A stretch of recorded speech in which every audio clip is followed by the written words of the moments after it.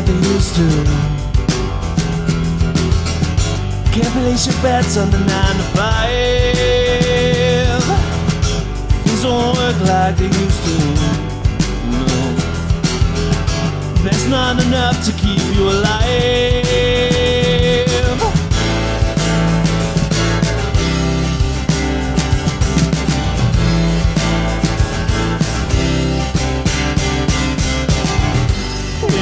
In the clouds, I can make you. Hello and welcome to another episode of the Christian Reeve podcast. Today's guest is a university lecturer, a writer, and an advocate for the Friends of Crooked Whitpain group. Now, before I start talking with Dr. Scott Testa, who is our guest today, I want to just kind of run down what I received, because as you know on this show, every now and again we'll get quite a serious show come through, something that I have to kind of approach a little differently, do my research and really build something. And I've got questions from you guys, which we'll get into later as well. But I just want to begin with the initial email that I received, which is, it's a lot. So here we go.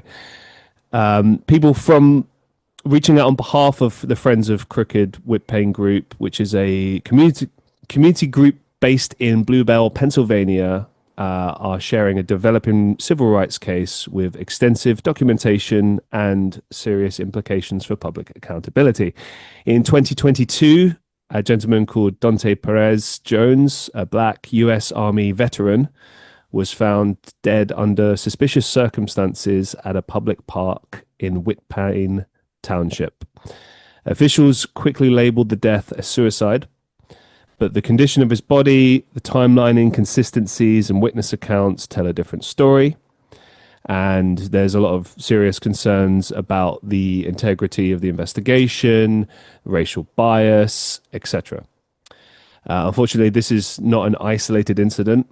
There's a separate 2024 case in which an interracial couple in the same township was the victim of a home burglary. Despite providing police with clear video evidence, the case was virtually ignored. And frustrated, the victims began their own investigation, uncovering patterns that suggest residents of color in Whitpain may face unequal treatment in serious criminal matters. These documented failures have led to a civil rights lawsuit and a sense of growing public scrutiny. Now, that's the background for this.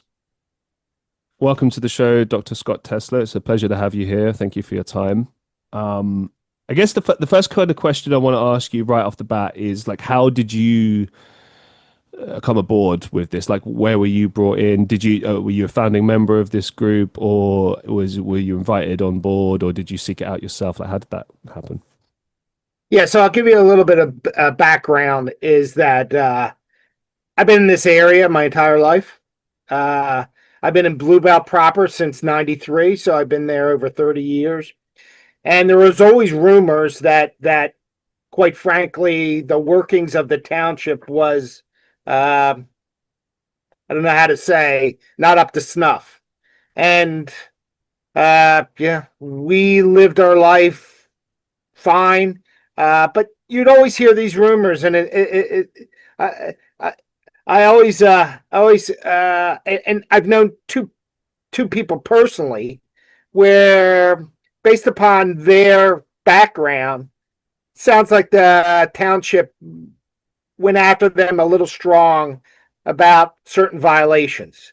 And it's just, you know, I heard a quote from someone who was a Holocaust victim, and they said, when they came for the handicap, I didn't say anything. When they came for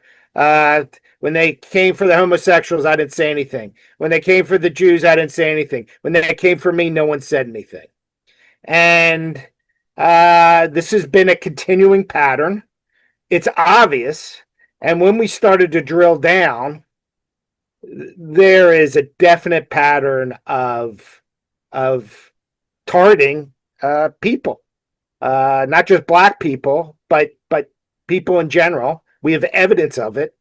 All the data on the crookedwhitpain.com site has been triangulated, and It's not. There was a black police officer, Jamil Van, who is now on permanent disability, and he also had a case that this is a town of 20,000 people, and there is by far more civil rights lawsuit against this township than towns with 20 more people, 20 times more people. This is a crooked place with crooked people, and they have their head in the sand. And by far the biggest glaring is this Donte Perez Jones. We have a list of 21 facts that this is just a strange case. It's and I could go through every one of those 21 facts, but at the end of the day, there is something seriously wrong going on here, and we're going to stop it. Yeah, absolutely. If you wouldn't mind, I wouldn't mind going through those because I did actually receive a document just prior to you coming on today, and I had time to sort of go through it all, and I was pretty shocked, to be honest, with the overwhelming amount of inconsistencies and evidence. And but before we get into that, I just want to say, like, as a British person, like looking at this from across the pond, it's not a surprise to me that there is this sort of racial bias that exists. We're all very aware of the racism that exists in the US, and you see it time and time again in the United States. And normally there'll be a big case or a series of cases that will occur, and then there'll be public unrest and appeals to justice and stuff. And in some instances there will be justice, in others there won't. But the problem still persists. So when I saw this, it was interesting to me from the perspective of like how can this continue to happen,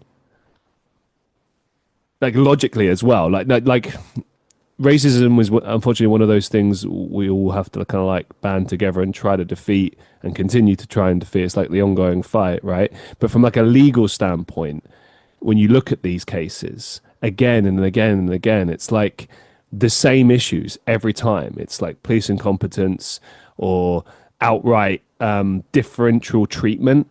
I see it here in the UK sometimes as well. Like I do a lot of work in hospitality, and I did a lot of agency work. And so I met a lot of people from Nigeria that do it. They come over, they make a living, maybe they go back, maybe they form a living here.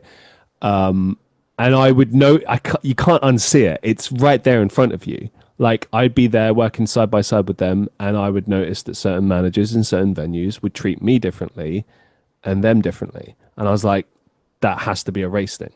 I can't unsee that. I'm not stupid. Like I can see it. And like a lot of my friends would deal with it differently. Some would call it out, others would ignore it.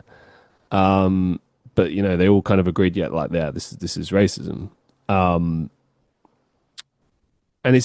like I've often referred to it in the past as being like institutional racism, which I know is a term that gets coined and thrown around a lot. But like that's really the biggest way that I see it.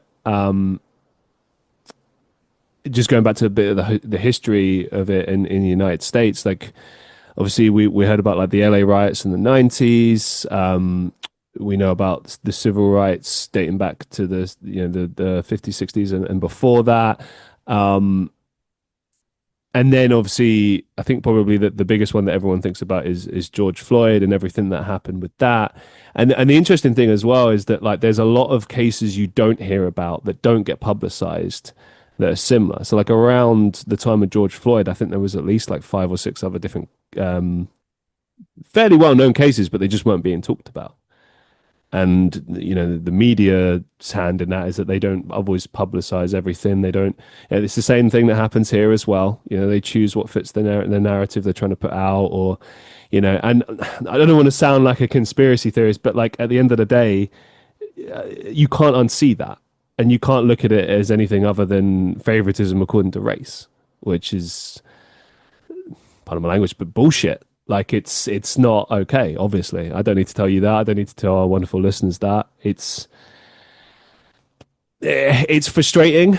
It doesn't make any sense. And from a legal perspective, they don't have a leg to stand on, you know. And I think this case is a really really big example of that.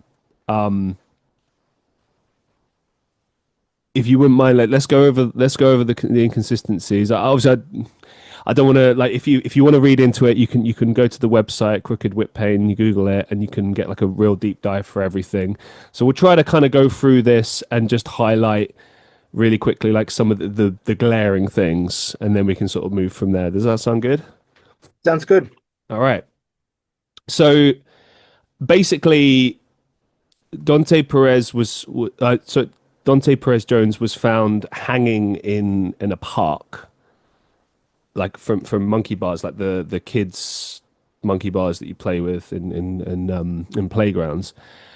And right off the bat, he was 6'5", and his body was found hanging from a low set of monkey bars. Like right off the bat, yeah, he's still in flip flop sandals. His feet were flat on the ground. They said, and this is right off the bat, like this is the big thing they said is it was a suicide, and there is some potential there, but as you'll see as we go through all these points, it becomes like less and less likely to the point where it's like, nah, there's just no way. But this right off the bat, I thought was interesting because 6'5", when you imagine that in your head, and then you imagine a playground set, like they look really big when you're a kid, but like when you're an adult, you're like, wow, this is not really that high. So like in my mind, I imagine his legs would have been probably slanted or like, do you know what I mean? Like for his whole body to be up submerged like that, like Yeah, so the reports are that he wasn't actually hanging, he was leaning. okay, So if you could imagine a monkey bar type of structure where there's two two horizontal bars and so it looked that he was more leaning versus hanging. His feet were flat. That in itself, if you look at any of the scientific research, is very unusual in itself. And not only was he flat-footed, but he was leaning against one of the rails on the side. So his body configuration, you're flat-footed and you're leaning. Those two in itself, the chances of that is infinitesimal. I mean, you can't. It's just extremely rare. and to add something else to this, if it were a suicide, I don't believe it's a suicide based on what I've read. I don't believe that. For this is a well-educated man who held a bachelor's degree and a master's degree, U.S. Army veteran. This was a smart, intelligent man. If he was going to, oh, and he was sorry, he's a father of three as well. I should mention that. So he's got family. He's well educated. If he were going to end his life, I don't think this is the way he would go about it because he would know, like, well, this is not an effective way to do this. Do you know, like this is an extremely ineffective way to. I know it sounds strange me talking about this, but like, given that scenario that's laid out for you, it just doesn't match up. Do you know what I mean? It's like It's not strange at all to talk about it. It's yeah, I could go down 21 points. There's even more than that. I mean, right. but his body configuration, it right there, it's odd. Yeah. And there has been there's no documented evidence of pictures. Uh, Really? yeah, there's nothing put on the record. There's been open record requests. No police report released. I mean, this is. I mean, so, and I'm not. I don't mean to keep pushing people back to this website, but there's a visual of where this monkey bars is. So the major park in Whitpain Township is called Wentz Run Park.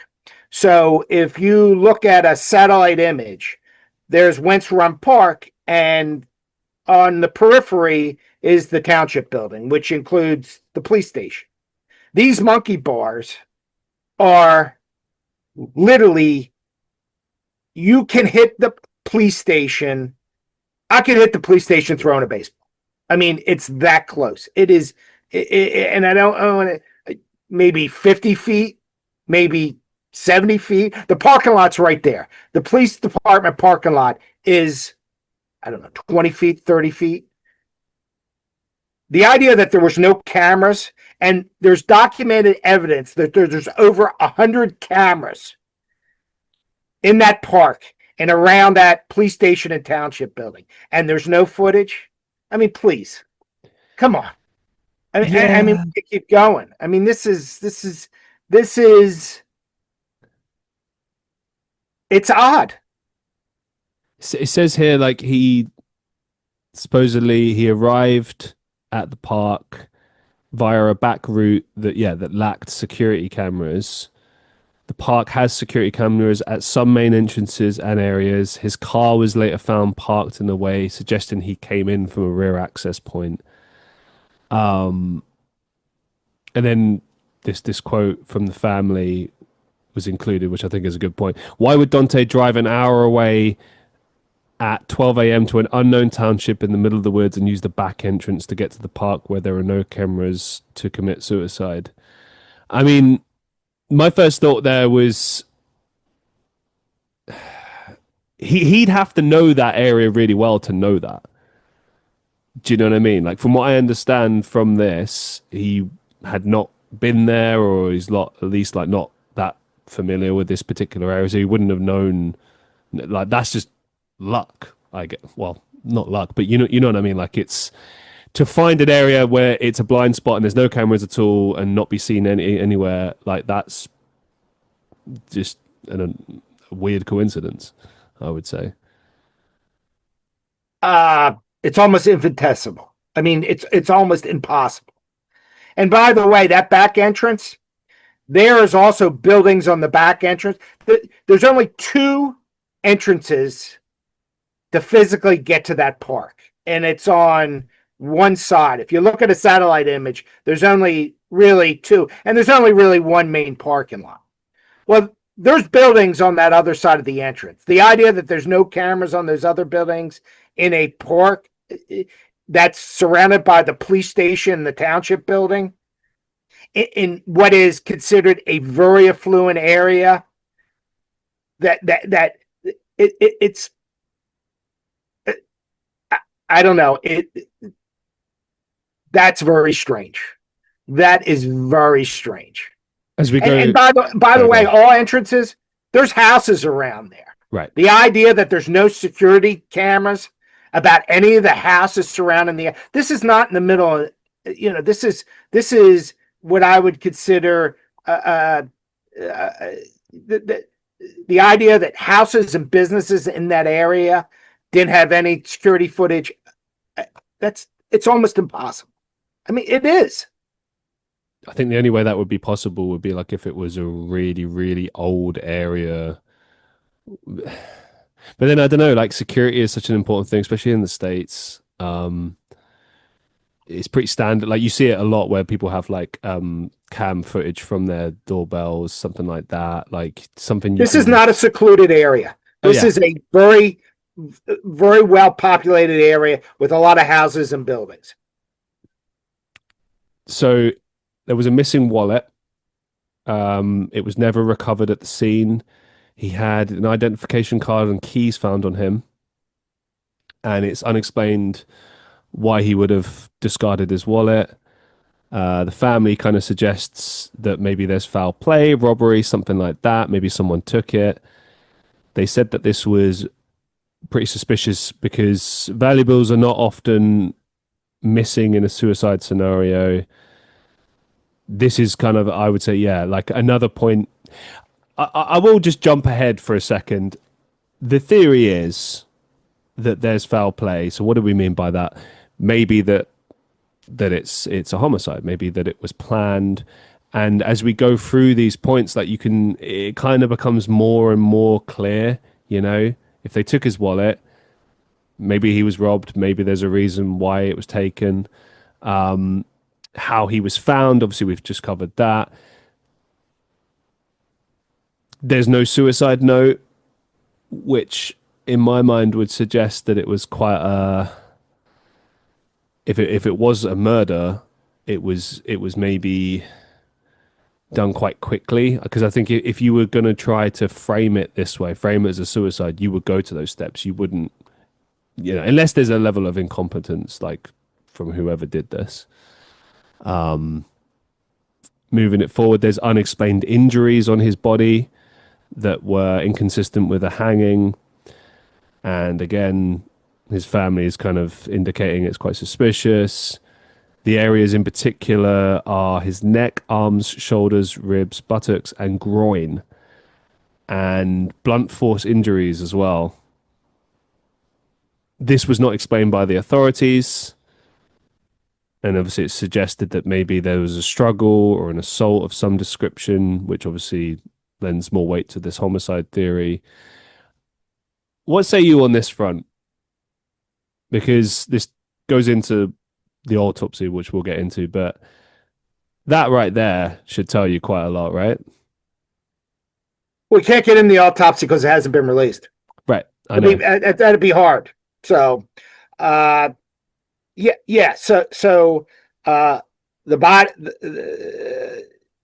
they found multiple contusions all over the body. The authorities would not let the family see the bodies after 2 days after he was found. This is what drives me crazy, because it's like, surely all of this is standard procedure. You let the family see the body.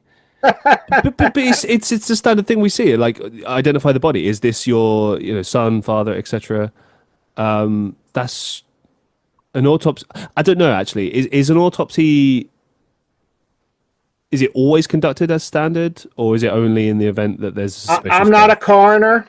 Okay. I'm not an expert, but I think when a relatively healthy 35-year-old man, black man, shows up supposedly hanging from monkey bars in a predominantly white suburb that on the record has no murders, that's questionable at best.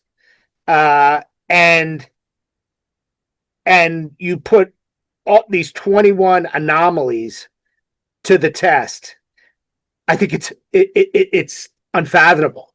The idea that the autopsy was originally denied, then when the family and the protesters showed up at the park and protested, then apparently there was an autopsy and it's never been released. And in their defense, perhaps the family didn't want it released, but I don't think that's the case. I think they muscled the family. I think it's and I don't want to get to it. I don't want to get into details I don't feel comfortable talking about. Sure. I think this was a relatively a family that probably didn't have a lot of means, probably was intimidated by the police, and he was very uncomfortable about speaking up, and the idea, put this in perspective. You have your son or your brother or your father, he's a father of three, is identified as being dead, and the body is withheld for 2 days.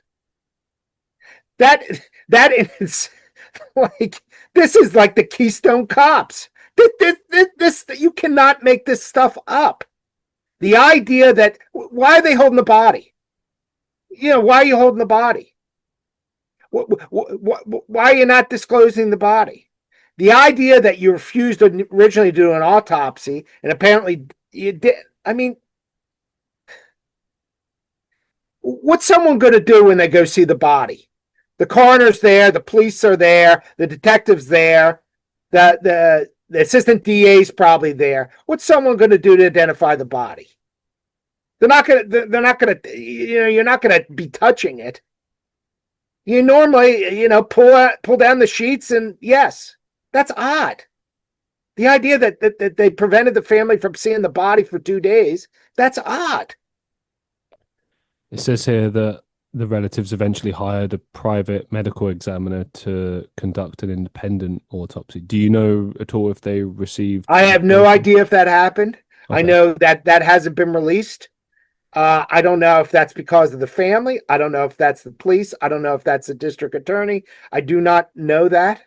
Well, Uh, what from what I understand, this is like separate from the original coroner. So this is like they hired someone else to do it, and they've been like because they didn't want to wait forever because obviously it had been 3 years and still nothing had been released. So I don't know if maybe they're still waiting on that.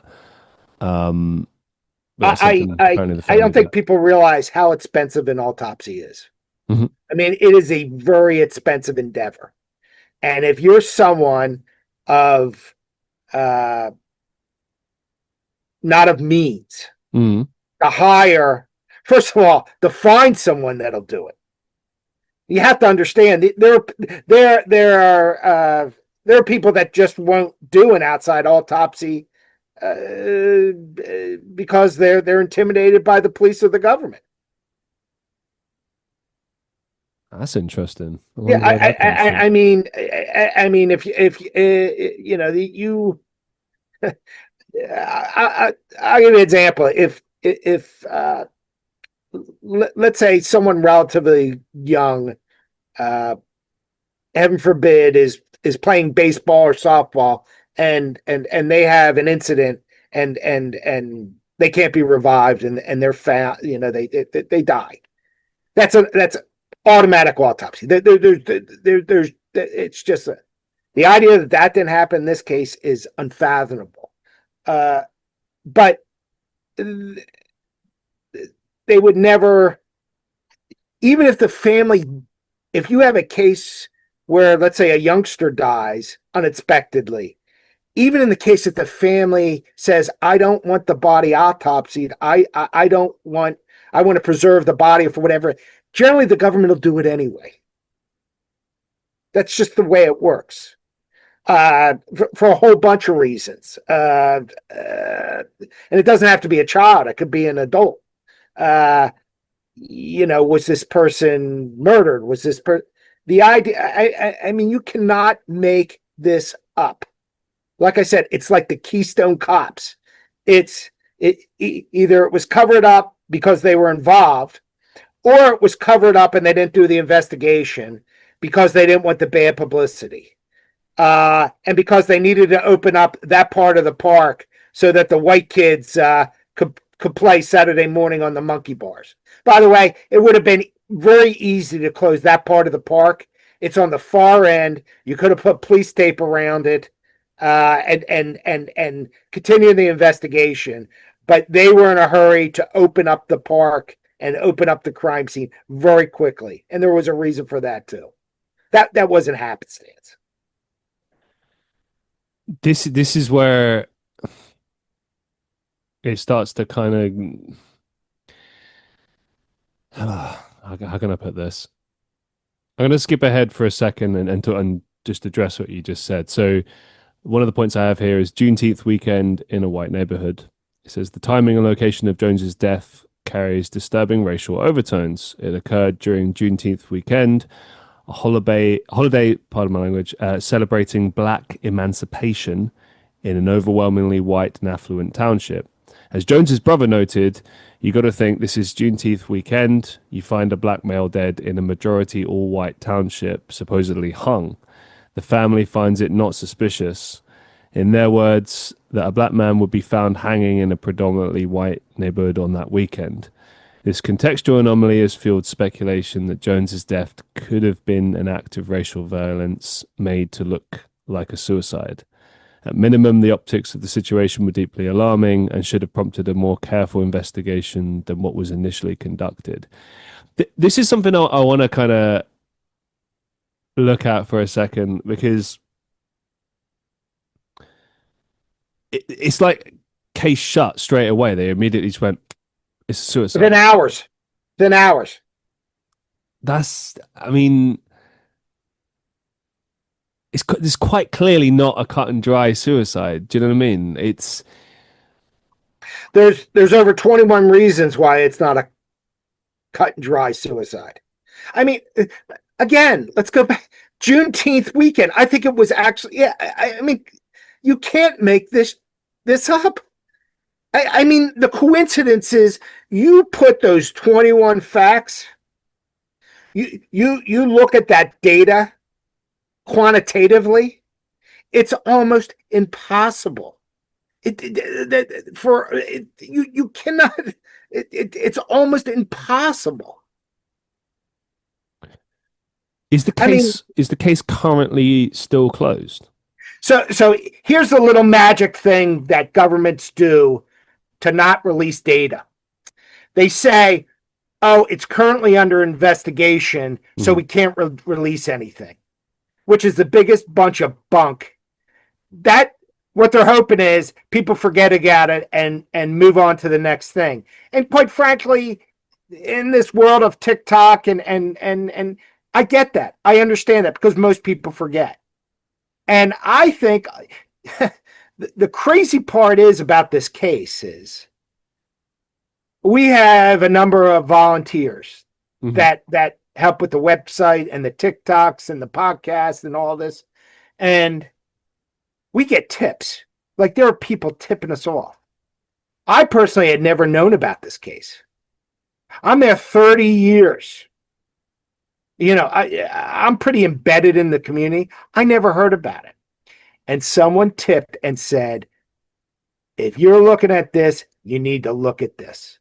And every one of these cases that are presented on this website are triangulated data. It's data, you get the tip, people have looked into it and said, okay, this is legitimate. There's about 80% of the tips that we've gotten that are not documented because we're not 100% sure, because there's some things missing.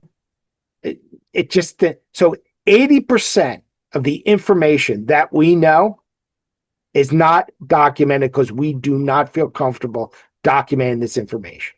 So the things on there, we're sure of. You know,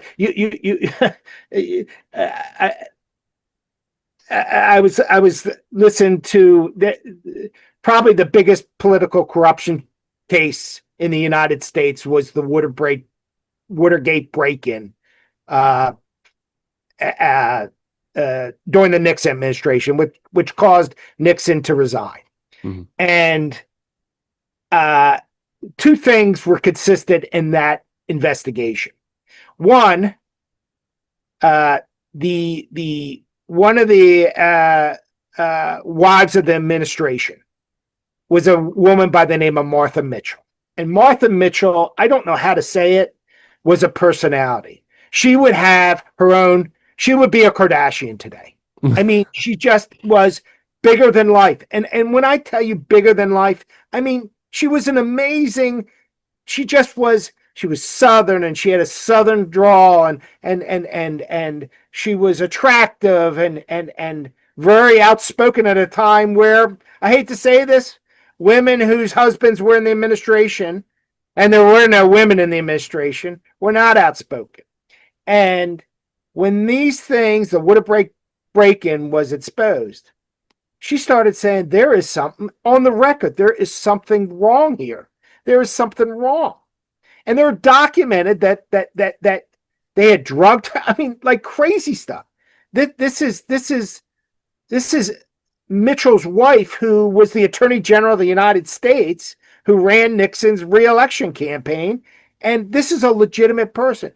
They call it the Martha Mitchell effect. And it's literally a scientific term where someone says crazy stuff that sounds like a conspiracy, but in retrospect, it's the truth. And I'll leave you with these two facts about Martha Mitchell. Nixon interviews after he resigned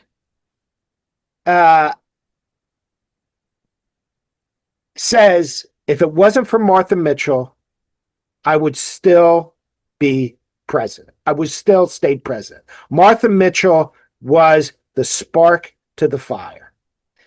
And Martha Mitchell, unfortunately, died relatively young, destitute.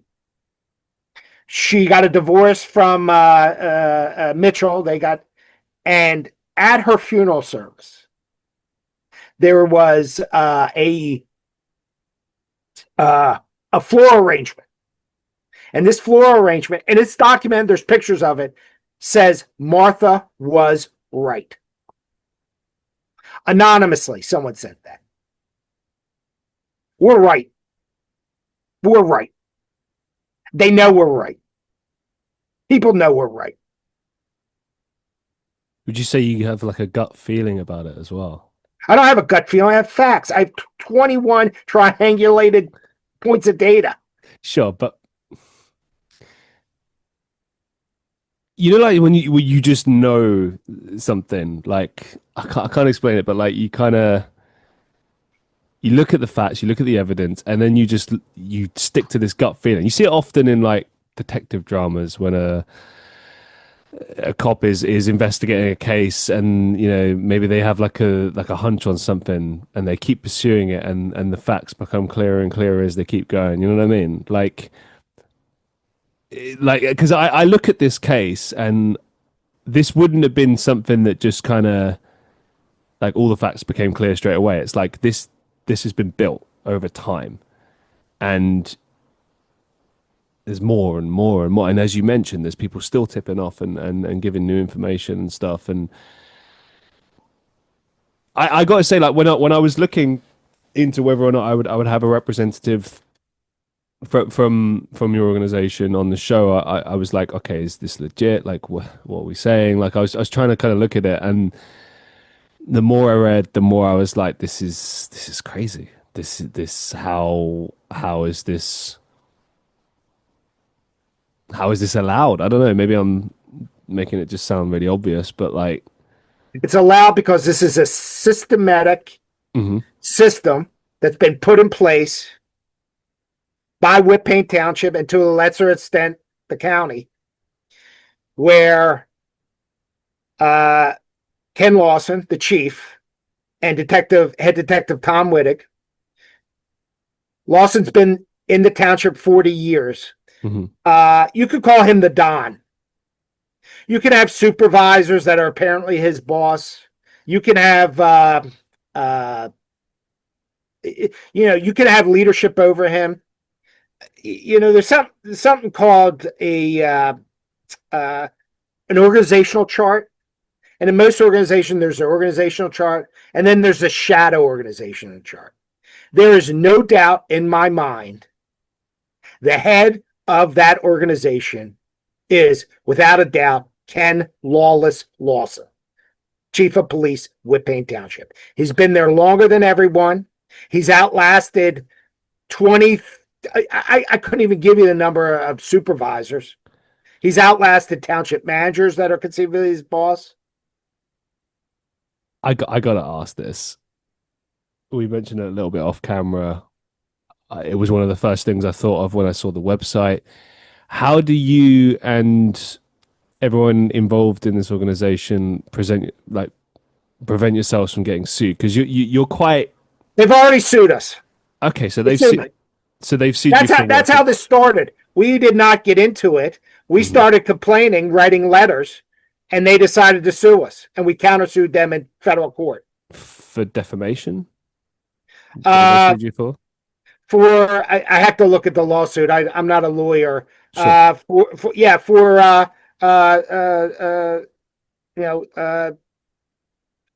Getting back at us for speaking up. It's obvious. It's obvious that's what happened. Because that was the first thing that struck me as very. And by the way, we won our side. Congratulations. That's great news. So, and we're coming harder. Get ready. It's just started. We're coming. We're coming, and we're coming hard. Well, you heard it there. There you go.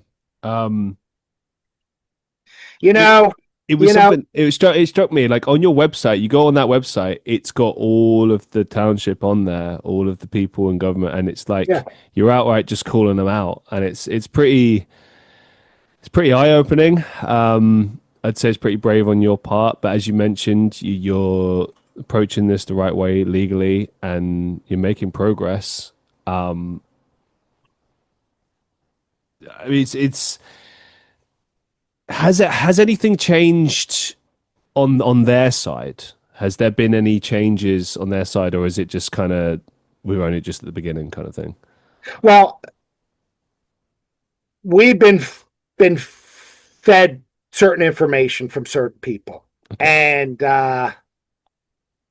things are very much an array, and you could tell that by the lack of postings.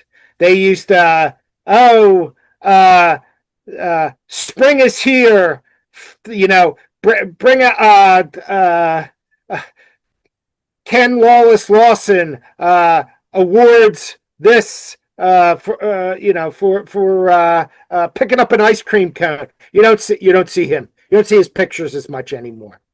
You see some of the supervisors not showing up for events, whereas before they love the attention.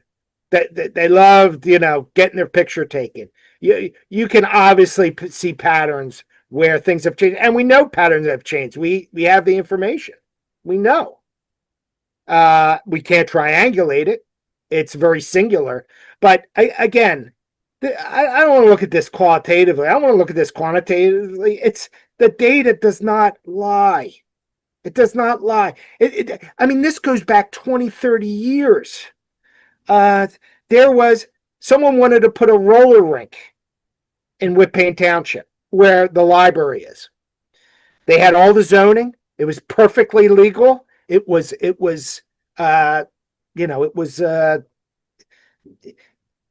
by the book, quantitatively.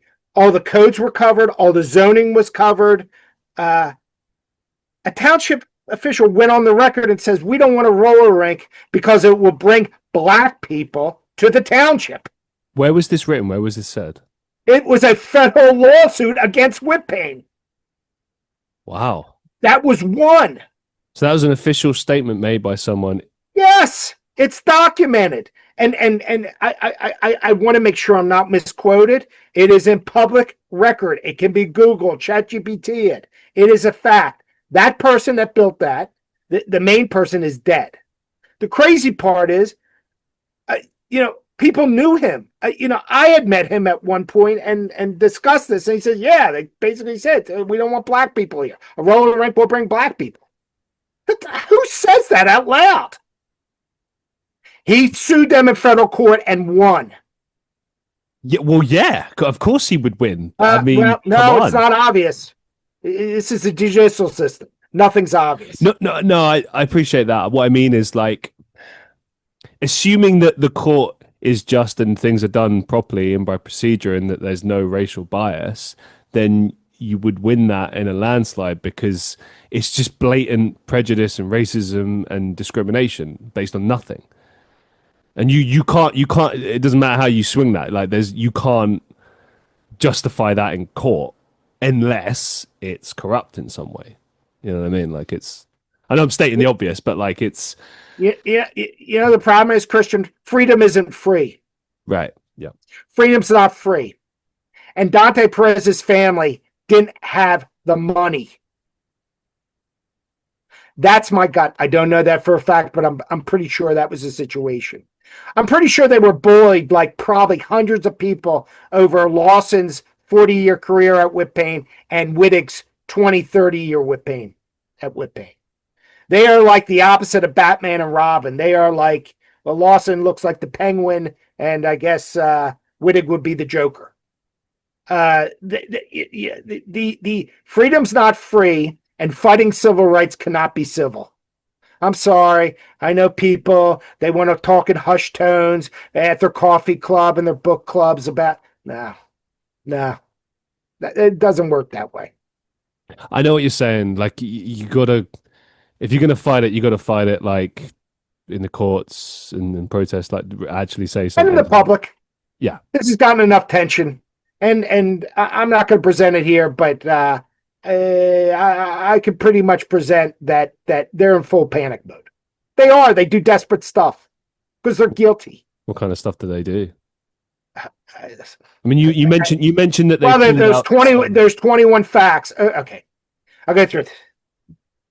Well, hold on, because we'll get back to the case in a second. But like you said, it's basically like damage control, right? So they're pulling some of the people that you would have normally seen doing like press events or whatever. They're not there anymore. Now they're sending other people. They're sending out other people. Right. Are they doing other things like PR stunts or anything, trying to improve the image, or? Oh, they do it by lawsuits. That's how they do it. And a lot of times people fold. I mean, so rather than address it or make a statement or anything, they'll just keep suing because they're scared. They don't want to put anything on the record. They're bullies. They're criminals. They should be in jail. That's who should be in jail. I go to the front of that website and look at those pictures and tell me what your first impression is. Seriously. I mean, I looked at the photos. I mean, I like yourself. I have a focus on the facts, right? Yeah. I try not to judge things based on how things look. I mean, yeah, I come from like a marketing background. I studied marketing at uni. I did that for years. I can see through. I know when something is PR. I know when I can see through bullshit, right? To me, they just look like photos of any other council that you'd see anywhere else in the world. It's like, okay, they want to present a certain image, a certain look, fine, right? But I wouldn't say that there's anything immediately obvious, like, oh, you would just assume these people are corrupt or racist or whatever. It's only when you start looking into these things, into this case, into the things that you're presenting to me, like the fact that there's these lawsuits, the fact that there's no attempt to kind of like, if you have people calling you racist and you're a governmental organization or a company or something, you would want to get ahead of that and say, well, no, we're not, and here's why we're not, and prove not if you're guilty. Not if you're guilty, or if you don't care, like it. But that, why wouldn't you care? That's kind of the whole point I'm trying to make here. Well, they do care. They're trying to start spinning it down. It's very ineffective. So they're trying to prove that they're not racist. Is that what you're saying? Yeah. What are they doing to prove that?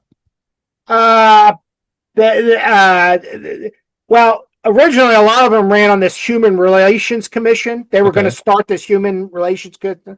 And by the way, these names I didn't make up, but I think so. One of the supervisors, Kim Crooked Koch, ran on the Human Relations Commission.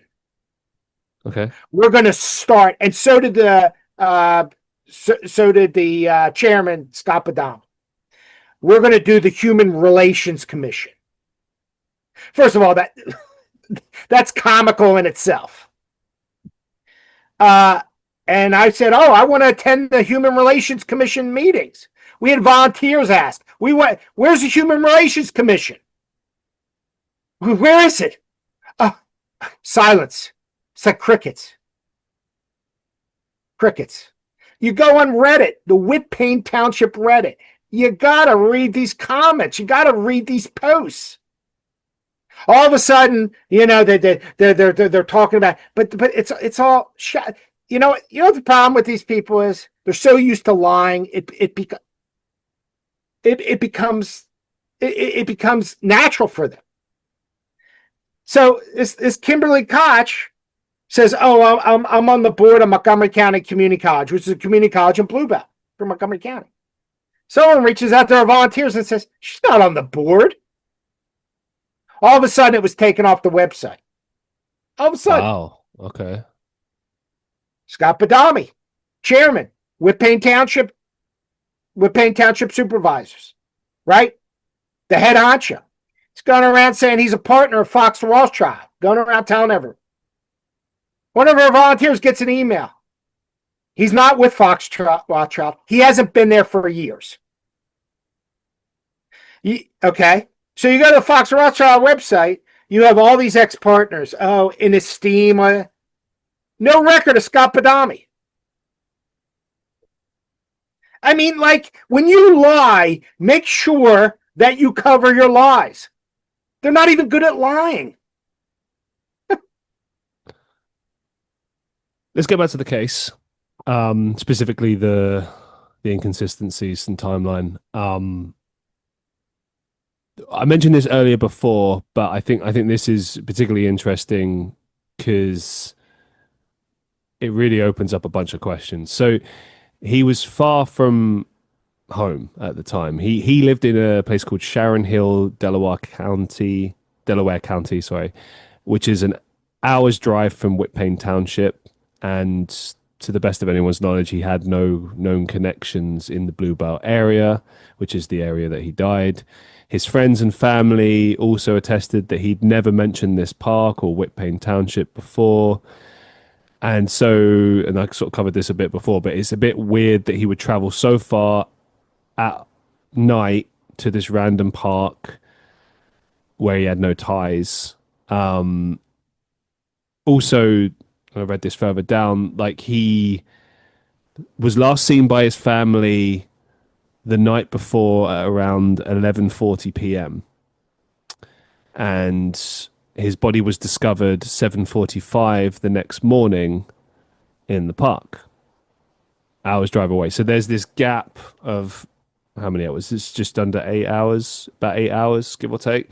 So it's quite a small window right there of like where was he, what happened.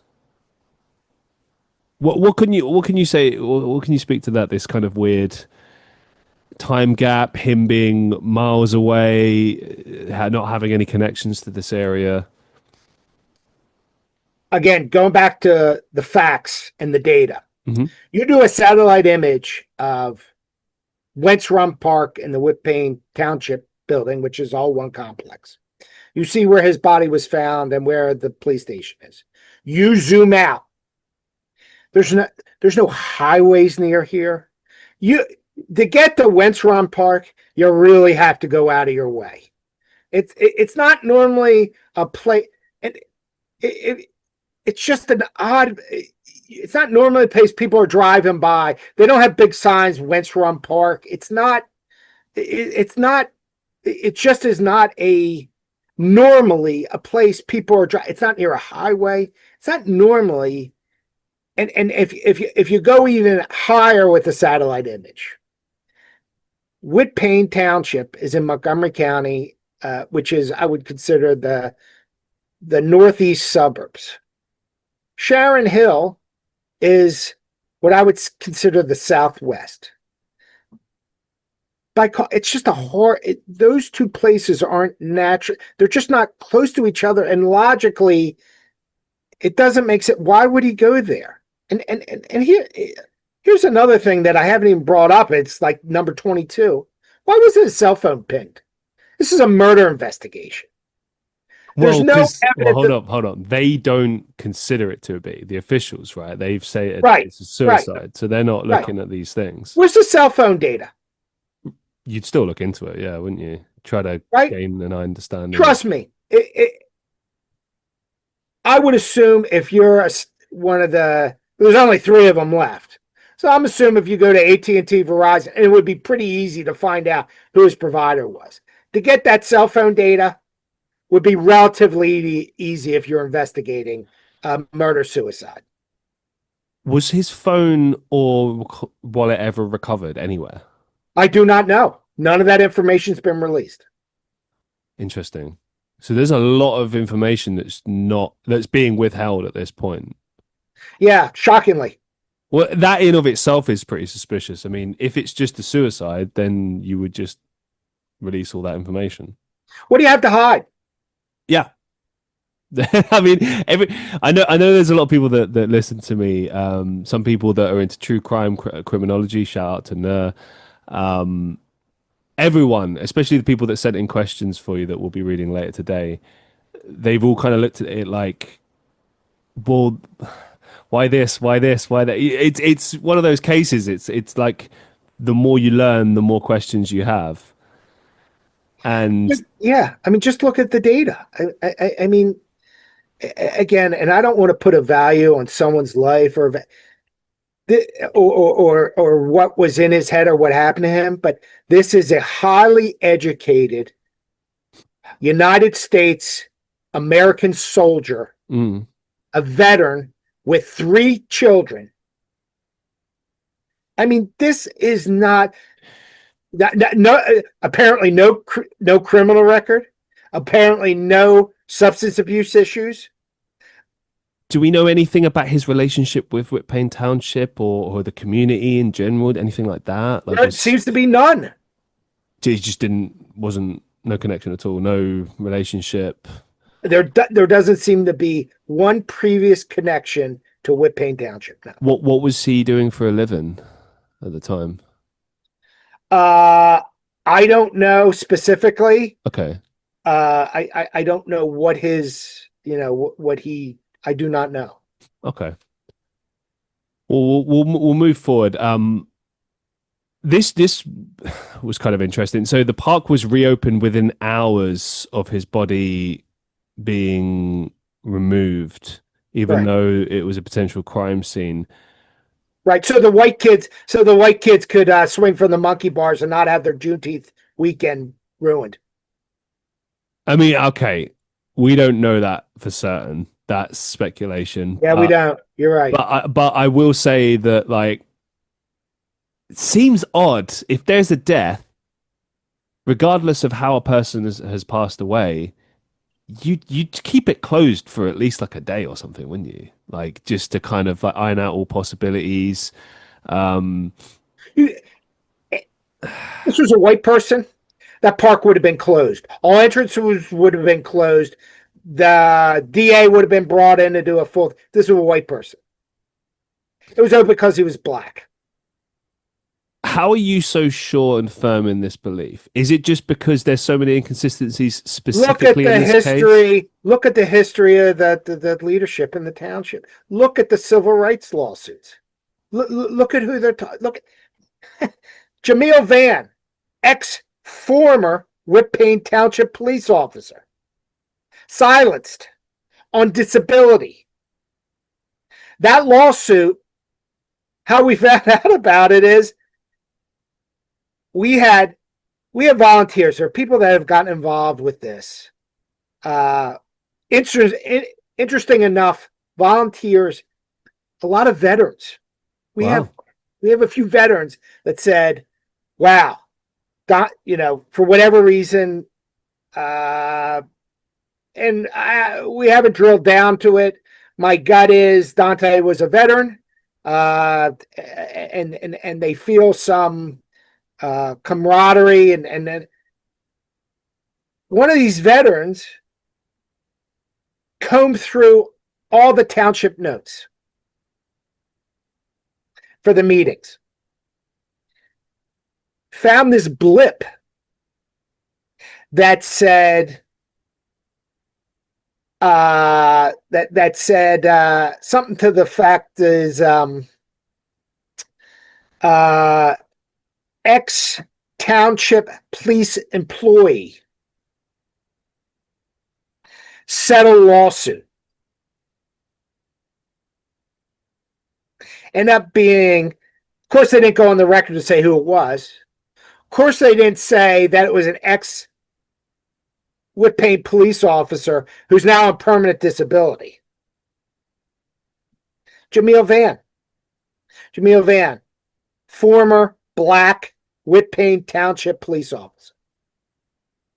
Swept under the rug, and they didn't think anyone was going to see it. And this volunteer who, and there's a contingency of people out there that see cases like this and really go all in from a volunteer basis. And they find things like this. And sure enough, it was. No one would have known that. No one would have known that but Jamil Van and the township. And they swept that under the rug too. This is our tax dollars settling lawsuits without disclosure on purpose. There's no disclosure how much that just from an ethical standpoint, don't even start the legal stuff on this. Just from an ethical standpoint, the idea that the amount of the settlement and the terms of the settlement were not released? And this is taxpayers' money that went to settle this lawsuit. In itself, it is unfathomable. I mean, come on, you can't make this up. This is a systematic mafia that runs it like their own fiefdom and their own piggy bank, and they've all protected themselves over the years, and someone finally, or a group of people finally put all the pieces together, just like Watergate, put all the pieces together and said, from a data quantitative standpoint, this is impossible not to show the pattern. It's impossible. Do you know how many volunteers you have on board so far right now? I don't want to disclose it, but it's over 5. It's over 5 and below 10. There you go. Point number 14. We're covering these kind of out of order, but a lot of them we've already covered. Nothing suspicious claimed by the police. So a lot of people have said like it's quite strange that obviously we mentioned the cut and dry nature of how they closed the investigation, the nature of how he was found, everything like that.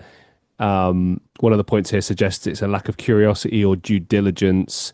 It does seem quite odd that it's that quick and that there's nothing suspicious at all about it. I mean,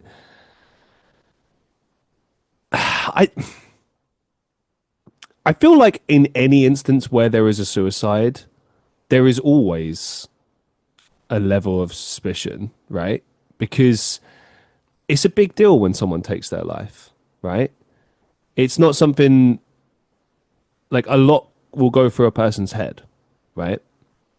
And knowing what we know about this particular gentleman, and again, we weren't inside his head.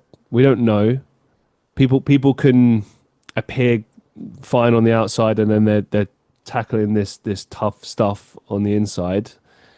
But knowing what we know, and then looking at this picture that's being painted, it really does just present a completely different other narrative.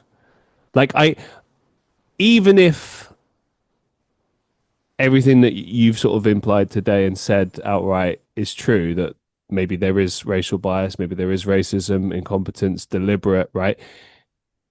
Supposing all of that is true, you can't ignore or even attempt to ignore all of these facts that we have, like the bruises on the body, the way he was found, like his size and stature, the fact that there's no suicide note, etc., etc. Like I don't see how you can release that kind of a statement and just expect people to just accept it, like it's mentioned here as well. There's so many people that have commented on this and said how incorrect the investigation is and how there's clearly suspicion there, like I'm not an expert on this case, but I can see a lot of inconsistencies and like the more I read about it, the more questions I have personally, because I'm like, well, this doesn't add up, this doesn't add up, this doesn't. You don't have to be an expert. You don't have to be this is not an expert. This is a purely data-driven exercise. Mm-hmm. I mean, is it emotional? Yeah. A middle-aged, healthy, 35-year-old U.S. Army veteran with 3 young children shows up dead in a predominantly white, rich suburbs. Found. They open up the crime scene immediately, and they won't let the family see the body in 2 days. You don't have to be an expert. You don't have to have any emotion. You look at the data. It's odd. The chance, like I said, this is the Keystone Cops. And they get away with it because they're crooked. They've done this year in, year out, and they've been protected, and no one's really called them out until we did. We have other community organizations that have reached out to us and said, we have the same issues. We've had incidents like this? How did you do it? How'd you go about doing it? How did you go? We've had, and this is not braggadocious, this is facts. We've had Reddit posts. People have put up Reddit posts about Crooked Whitpain. We've had over 1 million hits on Reddit about certain posts. This is a systematic issue, not just here. This is truly a worldwide issue. I mean, it really is. This is what I mean. Like, this was something I was going to ask you as well. Like, I mentioned earlier about how there's so many crimes against people of color that aren't fully investigated or you don't hear about enough on the news. And it's like, you can't unsee how, say, like crimes against like white people get like advertised quite a lot, but then crimes against people of color don't, and they'll be the same exact crimes. Like, it could be a kidnapping or a murder or something like that, and just nothing. Like, you hear nothing about it or very little. And yeah, and it's happening in all these different nations around the United States, and it's like, okay, so similar things are happening in other states, which suggests a lack of care as far as the investigations are concerned. You know, a lack of due diligence. You know what I mean? Like, I look at it very like from the perspective of an investigator, right? Like, you follow these procedures, you do all of these procedures like you would any other crime, and if you don't, you're not doing your job. You're not, Do your job. Do your job. This was a white guy. The investigation would have been much more thorough, without a doubt, unequivocally. Is that a stated fact? Yeah, that's emotional. That's a qualitative. But come on, look at the data. There's 22 points that are very unusual. There's even more that we can't even triangulate, that we've gotten, that we can't. I just say it's like a tip line for a crime. 99% of the tips are not useful. It's like data you can't use. 80% of the data that people have given us, we can't use because we cannot triangulate it. Is it because it's coming from like is it eyewitnesses kind of thing? Like, maybe they saw things and it's like, well, you can't really prove it or something like that. Yeah. I was there this morning. I knew Donte, and he would have never done this. Well, come on. I mean, Donte would have never done this? Well, yeah. I mean, 80% of the data we have will probably never see the light of day. And it, honestly, if we can't prove it, it should. It should see the light of day. If we can't prove it, but we can't prove these 22 points. So I found this, and this kind of refers to the phone issue that we were discussing earlier. The car was released to the family, but his phone was kept by the police. That right there is suspicious. Why would you feel the need to keep the phone unless you were investigating it, going to do something with it? To play conspiracy theorist, I feel like maybe there's something on that phone maybe that they're trying to conceal, because unless you're investigating it and trying to find out, like, did this man take his own life, or was he, I don't know, like, one of the things that went to my mind straight away, which I haven't asked you about, is assuming he had enemies in this town, even though he's never been there, doesn't know anyone. It's possible. The only thing that I could think of was maybe he owed some money, maybe there was some gangsters involved, or some sort of something like that. Do you know what I mean? Like, if it's not something like that, or it's not an individual issue he had with someone, I suppose you could also say like it's a random killing, like there's just like just a crazed murderer out there. That's also a possibility. But given kind of what we discussed so far, it seems more like maybe it was planned in some way and orchestrated and hidden well, and obviously made to look like a suicide. We've not really discussed kind of thoughts about that. Do you have a theory on who might have done this? I don't have a theory about who might have done this, Okay. but I believe he was murdered and I believe his body was moved there. Interesting. So you don't think it actually occurred in the park then? I do not. I'm not an expert. I'm Mhm. not a criminologist. I don't have the data. This is my personal viewpoint. This is not the personal viewpoint of an expert. It's not the personal viewpoint of our volunteers. This is simply mine. I believe his body was moved to the park. When he was found hanging, what what was used to suspend him from the monkey bars? Was it like a rope or A U.S. Army hoodie, vinyl hoodie. yeah, again, just seriously ineffective. If the method of kill was or suicide, I should say, was strangulation, like self strangulation. So I don't know what the official term would be, but like hanging yourself, like a hoodie is not going to do that. There's just I, no way, I, I'm unless not an it's ex. Yeah, I'm neither not am an I. Neither am expert. I. But like, if you, it's just like basic physics, science, isn't it? Like, if unless it was like falling from a great distance, but this is a 6'5" man. That's not possible. Like he, there's just no way. Like I'm trying to imagine it in my mind. Like, there's no way that could have happened. I'm not an expert on materials. Yeah. I'm not an expert on suicide. By the way, he wasn't. Apparently, he wasn't hanging. He was leaning.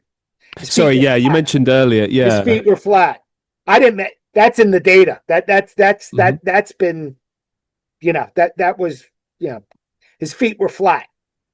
He was more leaning than he was hanging. In fact, he wasn't hanging. He was leaning. Number 17, conflicting statements from authorities. There were clear contradictions in what the family was told versus what police publicly stated. As we know, on June 17th, Whitpain detectives informed Jones's mother that the case was ruled a suicide and therefore closed. However, after public pressure mounted, the police department later released a statement on June 21st. So it's quite quick afterwards to do this U-turn, but that's good that public unrest pushed that and made that happen. They claimed the investigation into the death of Mr. Jones is ongoing, and the Whitpain Police Department did not report that the investigation is closed. So obviously that goes against what they said before. There's pressure Yeah. to, They backtracked. They said right. it was closed, and then they reopened it so they wouldn't have to release any information. And that's because they had hundreds of protesters surrounding the park and the police station. And, it's like anything else. Kick the can down the road. They've forgotten about the other 50 bad things they've done, and people will forget. Or they don't have the means to get the word out, or they don't have the means to defend themselves. But to this day, the investigation is still open. Is that Who correct? knows? I don't. Listen, if you're trying to cover up something, it's an ongoing investigation. We can't release it. This I'm telling you, 100 years from now, the investigation will still be open.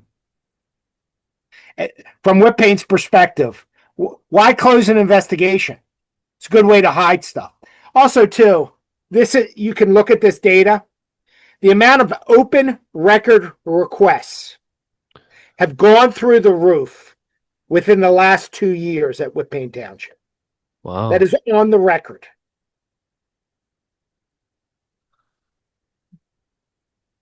Point 18, the victim's positive future plans. I think this is really important to mention, especially considering what we were talking about with, and again, I've spoken about suicide on the show before. I've talked about mental health on this show before. I don't think it's ever sensible to gloss over something like that and completely outrule suicide in instances like this. However, this is not. I don't. In my heart, I don't believe this is one of those situations. I think that quite clearly this man was not in that mental state, and those closest to Jones emphasized that he had everything to live for. In the weeks before his death, he was excited about starting a new career. He was making plans for summer activities with his children. He's described as having a love life, being quite a hopeful, positive man. He explicitly told relatives he would never kill himself. As noted, he once warned his mother not to believe it if news ever came out. Um, I read something else. It's not listed here, but it was on a different document that if something like this were to happen, he said, "Don't believe it for a second. It's definitely not the truth. I would not kill myself." So that's quite a statement coming from their family, and obviously they would know best about him. Um, really, really does lend a lot of credibility to the idea that he definitely didn't kill himself because that right there is a character reference, isn't it? Um, I'm not saying it's completely impossible. People can be happy and still take their own lives, or as in like on the outside. But like, I feel like a lot of the time you're able to capture it, or you can see inconsistencies in someone's behavior. It's not always obvious. We do miss things. Human beings, we're not perfect. We won't always notice the warning signs, but sounds to me like this is a pretty happy guy, pretty stable. He didn't really have any reason to do that. Can you speak to that, like his future and his sort of mindset? I can't speak for Dante's mental state. Hmm. I can only speak for the data that's been presented. Hmm. I, okay, let's say it was a suicide. Okay. Let's just say it. It wasn't, but let's just say it was. Let's take the count on it. It certainly was a suicide, then release all the information. If it's a suicide, release everything. I mean, it's a solid point. You know what I mean? Like, If it's a suicide, you got nothing to hide. Release it, Whitpain Township. Release it, Montgomery County DA. Release it. Release all the things. And then you know what gets people in you know what got Nixon? Nixon Nixon wasn't taken down because of the Watergate break-in. He was taken down because of the cover-up. because someone wanted to expose it. Oh well, a lot of people want to expose him, but the continual lying and positioning and that's what brought down Nixon. Not actually the break-in into the Watergate offices, but the idea that it was proven time and time again the president denied he had anything to do with it, and it was proven that he knew everything about it. And it was proven that Martha Mitchell's husband knew everything about it, and Martha Mitchell would tell people. And no one believed her till they believed her. We've mentioned about the controversial investigators, so we'll move past that. So the final kind of point, because we've kind of covered everything, at least from the investigation side, that's been made public. The 21 points, as you mentioned, there's more, and there's likely to be more in the future. But the final point, which I think is a really, really baffling one, is there's missing surveillance evidence. Despite the abundance of security cameras in and around the park, there's not a single piece of surveillance footage related to the incident that's ever been released to the public. The police eventually told the family that the only park camera positioned near the playground was not recording at the time in question, and that no officer was monitoring it live that morning. This conveniently missing video strikes many as being fishy, with over 100 cameras in the park system and at nearby municipal buildings. This is what you were discussing earlier. One would expect at least something to be captured. If not the incident itself, then perhaps Jones's car entering the area, etc., etc. Yeah, I mean, this was what I was thinking as well. You would capture his car, you would see some movement, something going on. Like, do you know what I mean? Like anything.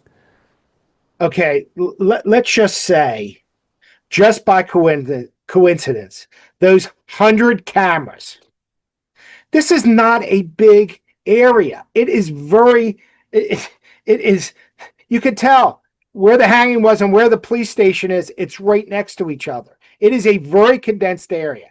Let's just say, by happenstance, all 100 cameras not only did not pick up anything, but the one and by the way, there had to have been more than one camera that conceivably could have picked up something. Did not pick up anything. You have no video footage. And let's just say, for sake of argument, the 50 homes and businesses, maybe let's just say that the 20 homes and businesses surrounding this area did not have any cameras. And none of that footage was asked for. Either there was a cover-up, they suck at their job, or they're lazy. And you know, your listeners and people can make their own. I mean, like, they just didn't care. Maybe they didn't care. Maybe they covered it up. Who knows? I mean, if you have a murder in an area that's known as low crime. By the way, you have a vested interest, if you're a government, not to consider this a murder. Because what a murder does, it brings a lot of heat to a municipality, a police department, specifically a police chief. If it's a suicide, oh, it's a suicide. If it's a murder, it's a whole, it brings a whole lot other set of problems. Suicide's very convenient. Murder's a lot messier. It really is. A murder investigation is a lot messier. It's more expensive, time consuming. It brings a lot more questions. He's some crazy black guy that hung himself from kids' monkey bars. That's easy to complain. That's easy.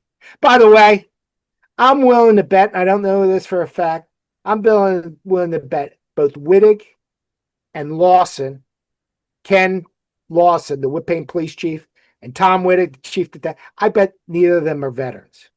And by far, the biggest outreach, the most information, the most help we've got was from veterans and veterans groups. Because this guy he was honorably discharged. This is a former soldier protecting our country. He's no different than a first responder. And people just don't care.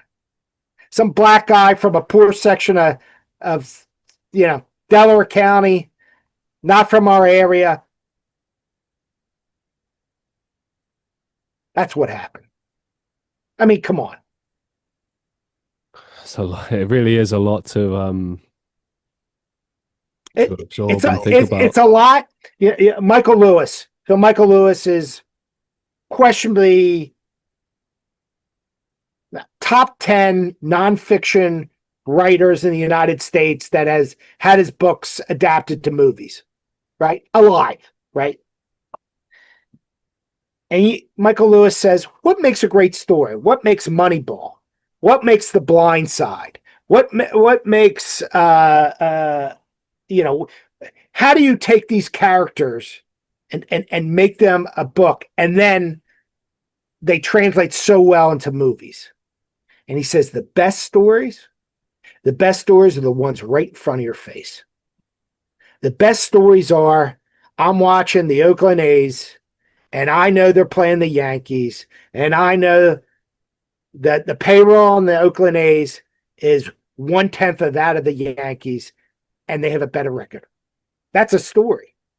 I know in The Big Short, where truly billions of dollars are lost, and there's this one small group of people that made billions of dollars.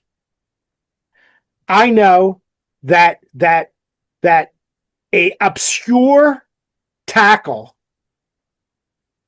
from a southern state that was homeless, that just so happened had the gift of being born physically, being adopted or taken in by a rich white family, becomes a pro football player and tackles. I want to make sure either left or right tackle. If you're a right-handed quarterback, it doesn't make a difference.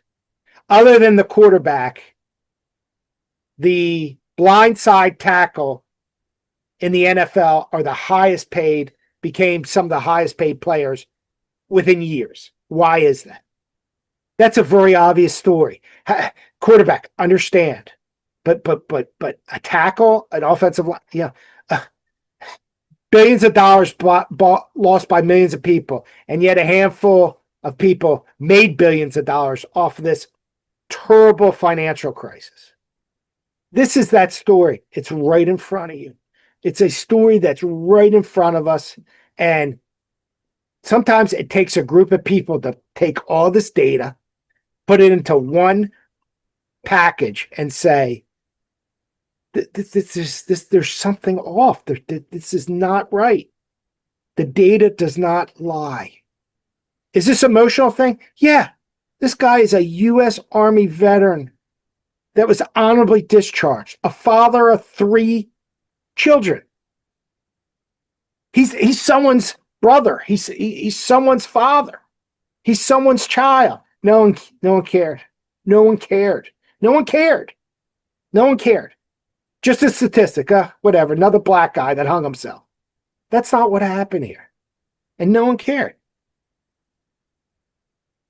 Actually, they did care. They cared enough to not do their job. That's what they cared about. They cared about their reputation over doing the right thing. You are a public servant trying to find out what happened to another public servant, an honorably discharged U.S. Army veteran, and you didn't care. Not only did you not care, you went out of your way to not care. And when people called you out on it, you tried to cover that up. That's exactly what happened. I'd like to say a massive thank you for all your time, for sort of deep diving this with me. I realize I've taken a lot of your time, so thank you very much. Is there any final thoughts that you have for our listeners and viewers? I would say this. Devoid of this case, devoid of Donte Perez Jones, devoid of all this, if you are someone that are experiencing something like this, or you're an organization that's experienced something like this, or you have a family member, within reason, do not hesitate to reach out to us, and within reason and devoid of the time constraints, let us know the issues that you're having, and someone from our organization will try to, at the minimum, try to point you in the right direction. This is a much bigger problem on a worldwide basis than anybody can imagine. There are these small towns, small areas that have run amok for decades that no one ever hears about. I mean, the father of the handicapped child in Whitpain that got beat up by the cops, and they grabbed his phone and deleted the things. There's thousands of those stories that are undocumented. The Jamil Van, who literally is on permanent disability because what Whitpain Township did to him, and thousands, big government, small government. And if you want kind of our playbook and how we've gone about getting literally worldwide coverage, reach out. And like I said, we'll do our best.